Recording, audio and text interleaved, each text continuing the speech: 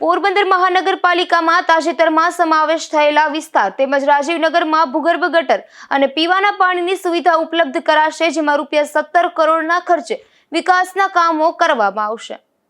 પોરબંદર નગરપાલિકામાં જાવર, રતનપર, દિગ્વિજયગઢ અને વનાણા સહિતના ગામોનો સમાવેશ કરી પોરબંદર મહાનગરપાલિકા જાહેર કરવામાં આવી હતી।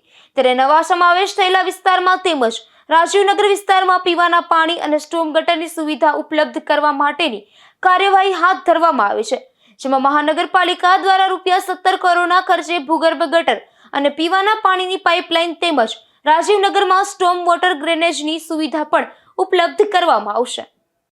અંદાજિત ₹17 કરોડના ખર્ચે પોરબંદર શહેરના આઉટગ્રોથ એરિયામાં સ્ટોમ વોટર અને પાણીની લાઈન નાખવા માટેનું આપણે આયોજન કરવામાં આવ્યું છે।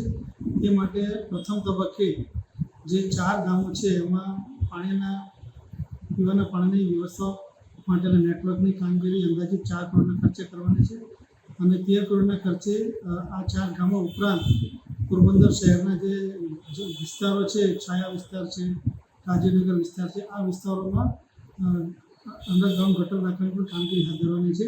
એ માટે પ્રથમ તબક્કે રાજીવનગર એરિયામાં ₹6 કરોડના ખર્ચે ગટર લાઈન નાખવા માટેનું ટેન્ડર પણ બહાર પાડી દેવામાં આવ્યું છે।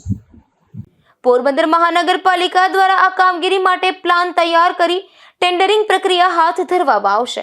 અશોક થાનકી, ગુજરાત ન્યૂઝ, પોરબંદર।